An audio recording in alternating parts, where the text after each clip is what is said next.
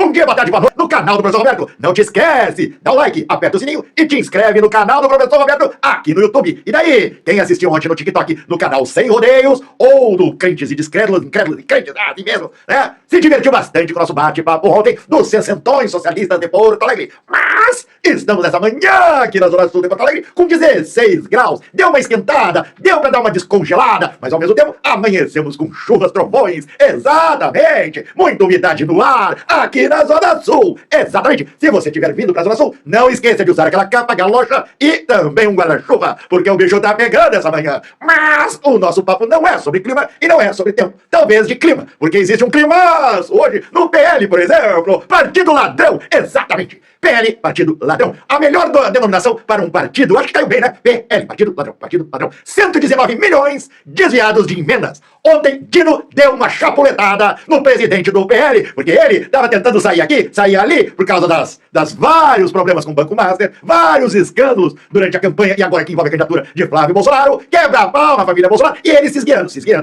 tipo malandragem agulha, que aconteceu com Valdemar da Costa Neto, presidente do PL, meteu a mão em 119 milhões. Foque em mim! 119 milhões de reais dos fundos, exatamente, fundos públicos, que é exatamente essas emendas, e ele não poderia, porque ele não tem mandato para isso, para ficar de posse dessas emendas e mandar as emendas para quem ele quisesse, ou seja, crime de peculato e ladruagem, exatamente, graças ao Dinão, lá esse que é o grande ministro do Supremo Tribunal, que está caçando esses deputados do PL, Partido Ladrão, que simplesmente desviam o dinheiro público da sua necessidade principal, que é justamente chegar à comunidade, e o que eles fazem? Desviam pra ponta Heaven Gate, ou então ficam dentro de armários, que nem seus sócios, que é do PL, Partido Ladrão, ou mando pra Dark Horse, do seu Flávio Bolsonaro, que é do Partido Ladrão, PL. E agora, caiu a máfia, tá tudo provado, 119 milhões que o presidente do PL, Partido Ladrão, Valdemar da Costa Neto, está sendo intimado pelo Dino, e o lugar dele é voltar para a papuda. Ele realmente não se cansa de inovar, porque depois do orçamento secreto, agora a gente tem o agente oculto do orçamento secreto, que é o que a Polícia Federal diz que Valdemar da Costa Neto se tornou na operacionalização de emendas às quais ele não tem direito. Valdemar da Costa Neto não tem mandato. Valdemar da Costa Neto não tem cargo de liderança partidária dentro da Câmara. Valdemar da Costa Neto, nem no quesito mais escandaloso do orçamento secreto, que é você pegar um líder de uma comissão e este líder dizer para onde vai o dinheiro, teria direito a fazê-lo. 119 milhões de reais, segundo a Polícia Federal, suspeitos de terem ido para locais determinados não pelo parlamentar eleito, não pelo deputado eleito, mas pelo presidente de um partido que manteve tentáculos muito próximos com a gestão anterior e com esta também da Câmara dos Deputados. Diante de toda a sorte de absurdo que nós já vimos em se tratando de orçamento secreto, desde a cidade dos desdentados no Maranhão, até o esquema montado pelo deputado Josimar Maranhãozinho e outros, todos os três do PL, para desviar dinheiro de emenda, achacando o prefeito, dizendo eu mando dinheiro, mas 1/3 é meu, 25% é meu. Então aí, que tal volta? Condenados foram. Agora a gente tem o agente oculto, a pessoa que não foi eleita, a pessoa que não tem direito e que ainda assim determinou quase 120 milhões de reais, segundo a Polícia Federal, o investimento de quase 120 milhões de reais à revelia do que diz a lei.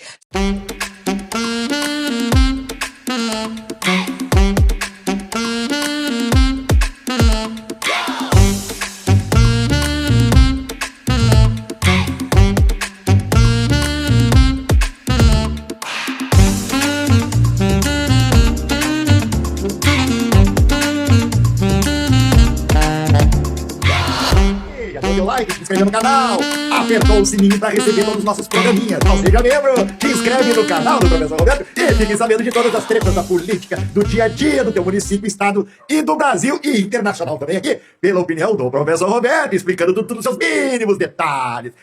Desde que assumiu a presidência do Brasil em 2019, Jair Bolsonaro inaugurou um período em que comportamentos como este se tornaram recorrentes. Pessoal, vamos lá, jogo rápido aqui, só vou falar uma coisa e vou embora. Novo diretor da PF assume e acata pedido de Bolsonaro. Que imprensa canalha, Folha de São Paulo. Assim que ele reagiu à pergunta de uma repórter na saída do Palácio do Planalto, na manhã do dia 5 de maio de 2020. É uma patifaria. Folha, cala a boca, não perguntei nada. Folha de São Paulo. Folha de São Paulo. Um jornal patife e mentiroso. Tá saindo, cala a boca, cala a boca. Em seus quase um ano e meio de governo, Bolsonaro tornou comum fazer questionamentos às capas e reportagens de jornais que lhe desagradam, assim como ao exercício da imprensa como um todo. Foi desafeto meu. Um levantamento da organização Repórteres Sem Fronteiras constatou que o presidente foi responsável por 32 ataques verbais à imprensa nos 3 primeiros meses de 2020, uma média de 1 ataque a cada 3 dias. Flamengo, que faço o quê? Eu sou Messias, mas não faço milagre. Mas esse comportamento já foi visto desde o ano anterior. Em dezembro, perguntado sobre preconceito com LGBTs, respondeu: Você tem uma cara de homossexual terrível, mas nem por isso que acusa ser homossexual.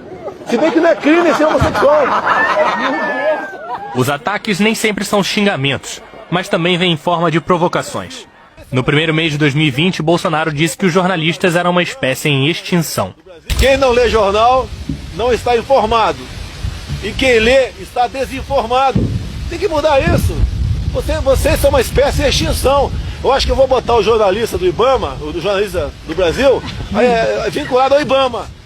Dos 15 ataques feitos pessoalmente a jornalistas, pelo menos 5 foram dirigidos a mulheres, como este em que o presidente se referia à repórter Patrícia Campos Melo, da Folha de São Paulo. Ela queria um furo. Vocês viram aí? Esse aí era o Jair Bolsonaro, já esqueceram.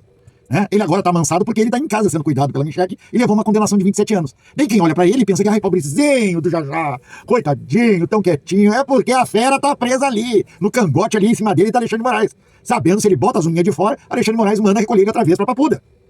Porque esse cara é bandido. E vocês acham que o filho dele também não é bandido? Vocês acham que seria diferente um governo, do Eduardo Bolsonaro pro pai? Que foi esse cara? Um carcamano? Um bandido? Um misógino? Um racista? Um cara que tratava as pessoas do Covid como se fosse carne? É justamente isso que a gente está conversando aqui com vocês. E é justamente isso que a gente tem que levar para vocês, que não é só porque ele está em casa, trancado, trancafiado em casa, que ele deixou de ser perigoso. Pelo contrário, vamos lembrar que ele planejou o assassinato do Lula, planejou o assassinato do vice-presidente Alckmin, planejou o assassinato do Alexandre de Moraes como presidente do TRE, planejou um golpe de Estado, que se fosse e tivesse tido êxito, seria feita a maior repressão, pior que 64. E muita gente ia morrer. Porque não ia aceitar uma ditadura do Jair Bolsonaro. E o pessoal dele, os Red Pills, o pessoal neonazista, a extrema-direita, esses enlouquecidos bolsonaristas que negam até a realidade, iriam matar muita gente. Iriam perseguir e matar, não iam parar na cadeia, como eles estão hoje, sendo julgados dentro da Constituição. Não, eles iam rasgar a Constituição e iriam eliminar fisicamente as pessoas. Então, a gente tem que saber muito bem que esse tipo de criminoso só se apiana quando ele está sob o cabresto. Ali, com a ameaça em cima dele que ele pode voltar outra vez para Papuda. Porque eles pertencem e fazem parte de uma organização criminosa. E essa organização criminosa é pior que a máfia, gente. Olha quantos crimes eles estão cometendo com dinheiro público. Com o nosso dinheiro. Olha o que eles fazem no PL, com as nossas emendas. Olha o dinheiro do Vorcário. São dinheiro de aposentados e pensionistas do fundo de pensão. Dinheiro dos correntistas que confiaram em botar o seu dinheiro nas contas do Master. E eles não estão nem aí. Fazem bacanal, fazem jantares, degustam uísques caros, fazem festas em resort, fazem iates. Vocês estão vendo? Bota o dinheiro em fundo revenguente para comprar mansões, como de Flávio Bolsonaro. Como o de Eduardo Bolsonaro, no Texas. Como o Cláudio Castro, com a cobertura que ele tem, o triplex dele de cobertura no Rio de Janeiro, valendo milhões. E depois, mandava a polícia subir os morros para fazer massacre, para desviar a atenção. Matando 120 mil pessoas. 120 pessoas. Na última operação da Polícia do Rio, sob comando de Cláudio Castro. É isso aí. É a bandidagem. Olha o que foi preso essa semana. O cara que ia ser candidato a senador da chapa do Flávio Bolsonaro no Rio de Janeiro, onde a suplente era a mãe dele, envolvido com crime organizado. Lavando dinheiro em postos de gasolina. Alimentando e retroalimentando organizações criminosas do narcotráfico. Na chapa do Flávio Bolsonaro. E não é o primeiro. Não é o primeiro.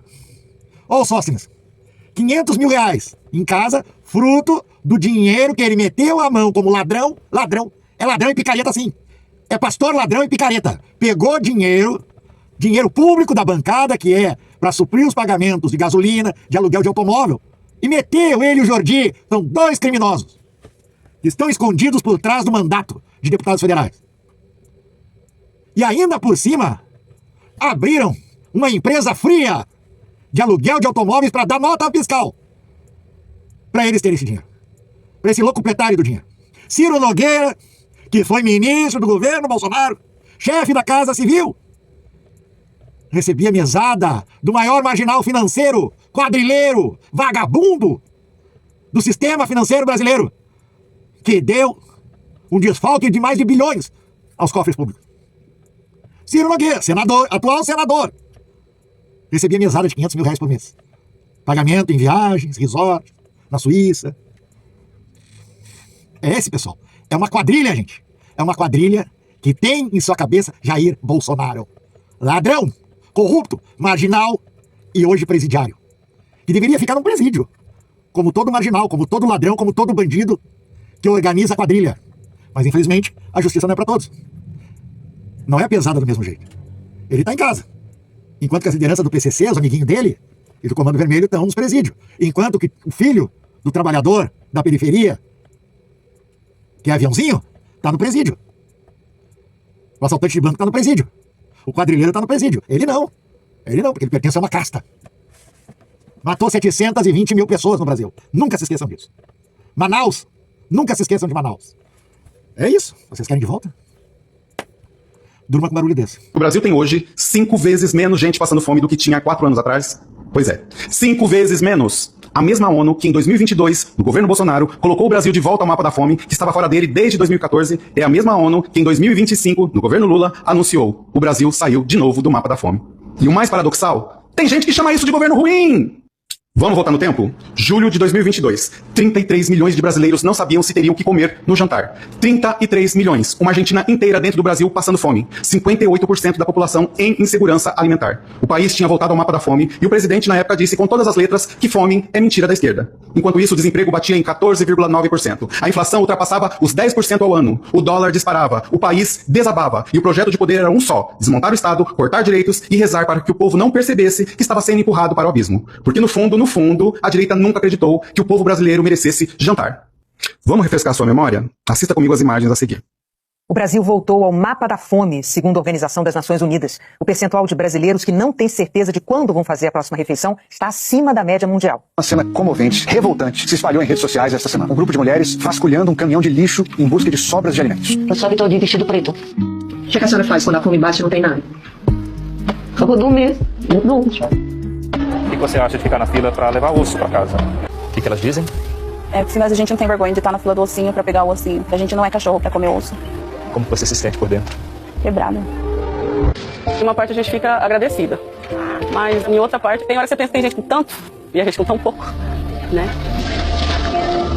E avança o filme. Estamos em julho de 2026. O Brasil acaba de completar um ano inteiro fora do mapa da fome e da FAO. A taxa de desemprego cai para 5,2%, a menor da história do país. Menor do que nunca. A renda dos mais pobres cresceu 10,7%. A extrema pobreza caiu de 11,2% para 4,6%, uma queda de quase 3/4. A renda domiciliar per capita atingiu o maior valor da série histórica, R$ 2.264. O governo investiu 565 bilhões em proteção social, agricultura familiar, transferência de renda. E o que a elite diz? Ah, mas e a inflação? É impressionante. Quando 33 milhões estavam com fome, a inflação estava em 10% e o silêncio era absoluto. Agora, com a inflação em 4,7% e o país no menor desemprego da história, de repente a inflação virou o centro do mundo.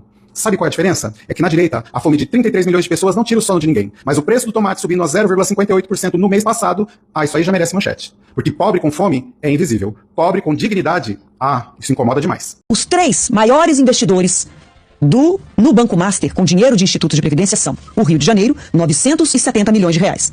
Rio de Janeiro, que era governado por um governador do PL, Cláudio Castro. O Amapá, 400 milhões de reais. O governador foi eleito pelo Partido Solidariedade, com o apoio do PL, União Brasil e PP. Hoje, o governador está afiliado ao PL. Maceió, 97 milhões de reais. Prefeito é do PL. Totalizando esses 3, 2 estados e uma prefeitura, 1,5 bi de reais. Ou seja, quase tudo, 1,5 bi de reais de dinheiro público colocado no Banco Master, dinheiro que virou poeira, porque não está assegurado pelo Fundo Garantidor de Crédito. Então, é por isso que não dá para engolir a conversinha de que, é dinheiro privado que o Vorcaro está investindo aqui, Aceita um dinheirinho privado do Vorcaro aí? Não tem essa história. Porque no bolso do Vorcaro entrou dinheiro que ele fez virar fumaça numa vida de luxo, de luxúria, de corrupção. Ele escondeu o patrimônio e agora tá aí, seguindo, tentando fazer uma delação premiada com uma memória bem seletiva, enquanto o celular dele entrega muita coisa. Então não dá pra dizer que num bolso do Vorcaro tinha dinheiro limpo e no outro bolso do Vorcaro tinha dinheiro público. Num era privado, que ele podia fazer o que bem entendesse, e no outro era público. Não dá pra dizer isso. É tudo dinheiro que foi roubado e ele deu um rombo de 50 bilhões de reais. Esse dinheiro virou fumaça, como eu disse. O Banco Master é o caixa 2 do bolsonarismo, Ou seja, ele surge no Bolsonaro, pega a agenda do cara, vê lá quem tá lá. Tá falando do Bolsonaro, tá Nicolas Ferreira, tá todo esse pessoal tá lá. Já existe denúncia contra o Banco Master. Na época do Roberto Campos Neto, o cara pagar na mesada pro chefe da Casa Civil do Bolsonaro, que é o Ciro Nogueira, que agora financiou aí uma superprodução científica de 130 milhões de reais, que é esse filme do Bolsonaro aí. Aí depois foram descobrir agora que o cara comprou uma mansão lá com o dinheiro do Eduardo, sabe? E o cara tá pagando por um filme, tá pagando pelas operações do Eduardo nos Estados Unidos contra o Brasil, por exemplo. A produtora que fez o filme do Bolsonaro recebeu emenda parlamentar. Pra que serve esse dinheiro? Pra operar o quê? Além do filme? Pra sustentar o Eduardo Bolsonaro lá nos Estados Unidos operando contra o Brasil? Operando contra o Pix? Aplaudindo tarifa contra o Brasil? Rapaz, você imagina nos Estados Unidos tivesse um americano aqui na China comemorando que os chineses tarifando o produto americano. Ele estaria morto, meu amigo. E o Eduardo Bolsonaro está fazendo isso abertamente. O Vocário é o caixa 2 do fascismo brasileiro. Então ele reconhece como fascista Lula, Guido Mantega, Rui Costa, Lewandowski. E o PT, hein? E o Lula? Caso o Banco Master, o Vocário, o cara até um ano atrás, ele era um banqueiro, como o André Esteves, o cara do BTG. Todo mundo respeitava e os caras iam lá, ele prestava dinheiro, dava dinheiro, investia, etc, etc. Ele financiou o filme do Lula, financiou o filme do Temer, financiou o filme do Bolsonaro. A questão é que a relação do Flávio foi pedido de financiamento para um filme, que não foi pago inteiro. É este o ponto. Sei. Caralho, vocês viram a travada do Little Rubens quando ele chama o Banco Master de caixa 2 do bolsonarismo? Não, é melhor ele tentando explicar por que o Flávio tava pedindo dinheiro pro filmezinho do papai. O cara tem a coragem de meter. E o PT, hein? E o Lula? Mas ó, pra além da zoeira, na agenda do Vocário só tem a nata. Pra essa gente, comprar senador é mais fácil que pão. Porque pão, minimamente, você tem que ir na padaria, né? Já o senador, você manda um jatinho buscar. Se você é bilionário, filho, não existe lei. E se alguma que você precisa não existe, tu manda fazer. É, rapaziada. Essa burguesia podre vive em uma jatolândia de corrupção e dinheiro sujo voando por cima de nossas cabeças, enquanto reina nossas caras do alto dos seus tronos de couro. E essa porra tem que acabar. A burguesia precisa desaparecer enquanto classe. E esse ano tem eleição. Vamos votar em quem combate essa porra. Elias, Samia, Jones, Glauber. Tem que botar essa galera pra dentro. E pra quem acha que a camarada Capivara é uma equipe, é só eu. E dá um trabalho da porra. Então se você acha esse conteúdo importante, fortalece aí no Pix. Se não puder, curte, comenta e compartilha. Vencerei. Mas, como o professor Roberto sempre faz, mas, olha só o que nós temos aí na política. Mas, melhor dizendo, não na política, mas nos casos de família. Pois é. Parece que a Michele Bolsonaro, ou Micheque porque nós não podemos esquecer dos cheques do Queiroz. Exato. E nem dos falecidos peixinhos do Palácio, né, do Alvorada, que a Michele matou pra pegar as moedinhas da Lagoinha ali do Palácio. Pegou moeda que valiam menos que os peixes que ela matou, mas tudo bem. A gente não quer tanta inteligência assim também, né? Mas, como eu havia dizendo, casos de família. O velho já declarou, a mulher é incontrolável, exatamente. E parece que ela agora se deu conta que tá num partido de extrema direita, onde a maioria é red pill, a maioria não gosta de mulheres, diga-se passagem, porque esse pessoal da extrema direita não gosta de mulher, eles querem mulher submissa, calada, exatamente. Que nem aquele personagem do Chico Anísio que mandou a mulher calada, exatamente. É isso aí. Parece que agora a mulherada que milita pelo PL, por toda essa catafa da extrema-direita e da direita, se deram conta que estão em partidos de direita. Misógino, homofóbico, preconceituoso, machista e red pills. Que o red pill é justamente o cara que não gosta de mulher. Não gosta de mulher inteligente, não gosta de mulher independente, não gosta de mulher que tenha posicionamento. Exatamente. E que se projete mais do que ele. Porque ele, como macho alfa, se sente extremamente ofendido. Onde é que já se viu? Mulher ser mais do que eu. É justamente esse pensamento que nós temos que colocar na lata do lixo da história. Aqui no Brasil é um pensamento de machista atrasado, de red pill atrasado, exatamente. Por isso que a maioria desse pessoal que comete feminicídio, geralmente, se tu for no Facebook, vai lá ver essa camiseta, né? Verde e amarela, ali posada, eu sou 22 com uma arminha na mão. Exatamente. É esse pessoal que vocês veem aí, que são da extrema-direita. Aí a mulherada da extrema-direita, do PL, mulher, estão vendo como é que é militar em partido de extrema-direita? Agora, aguenta que o filho é teu, minha filha! Leva essa energia pra casa. Tá na hora da cachaça.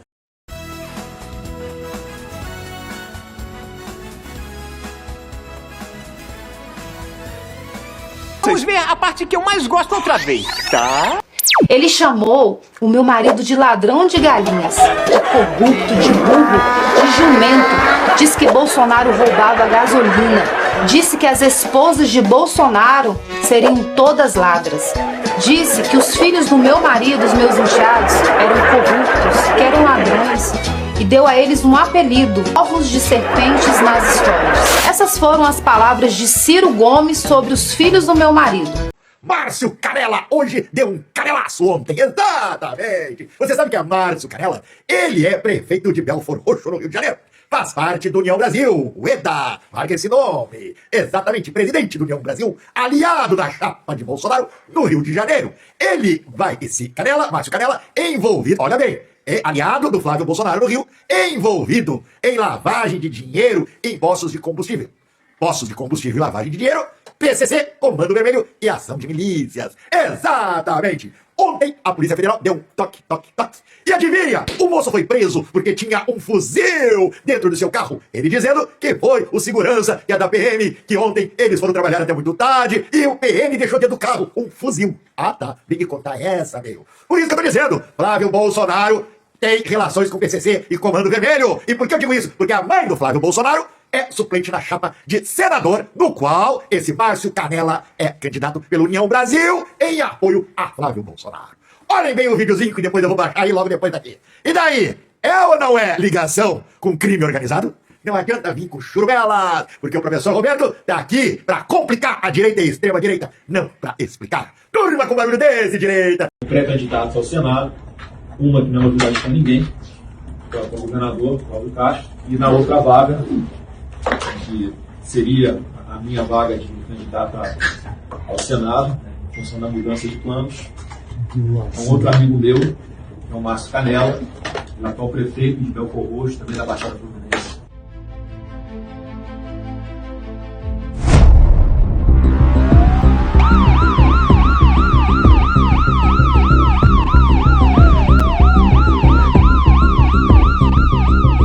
Pessoas experientes, experimentadas, corajosas, todos aqui saindo da sua zona de conforto. Portanto, a chapa que eu estou muito confiante. A chapa que eu estou muito confiante. A chapa que eu estou muito confiante. Pega ladrão.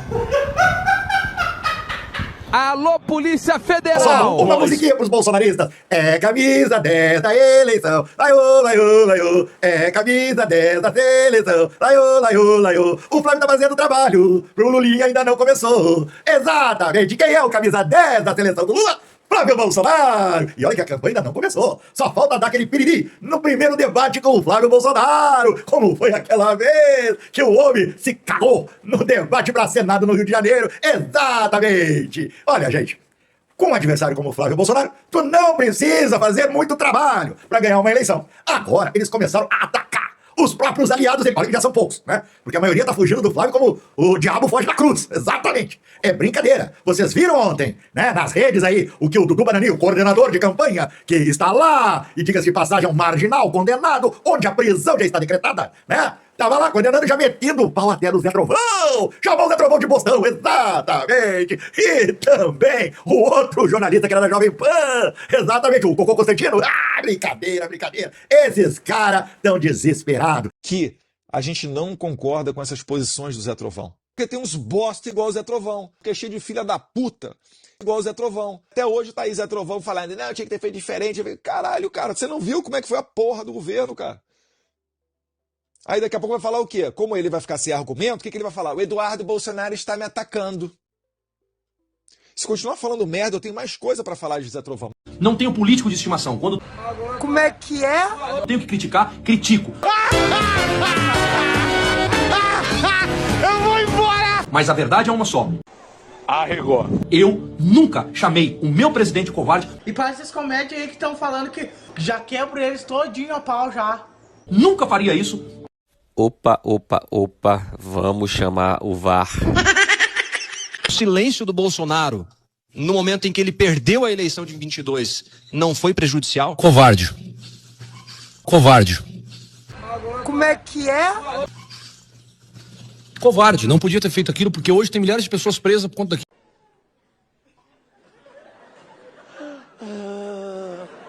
agora a última do bolsonarismo. Não querem mais que as mulheres votem. Vocês acreditam nisso? Estamos diante de Killian, exatamente o conto da Aya, onde a mulher não vota segundo o mundo bolsonarista. As mulheres que não são casadas não podem votar. É o que eles vão tentar passar no Congresso. É bom ficar de olho aí, mulherada, porque daí daqui a pouco vocês vão perder o direito de vocês se vocês não se mobilizarem. Tá aí, ó, vota no Jair Bolsonaro. Ah, já o Flavinho bonitinho, vou votar nele. Ai, aquele deputado eu vou votar nele, que ele é bonitinho de olho azul. Tu vota nesses candidatos a deputado federal do bolsonarismo, do PL, acaba perdendo o direito. Exatamente. Gente, vamos ficar de olho nessa catrafa. Hoje foi um pouquinho diferente nesse segundo dia. Começou primeiramente com a fala do Flávio Bolsonaro. O Flávio Bolsonaro chegou lá junto com o Eduardo Bolsonaro e mais 3 assessores. Eles chegaram atrasados, atrasaram um pouco o início da sessão e foi o único discurso em todos esses 2 dias que teve um peso muito mais politizado.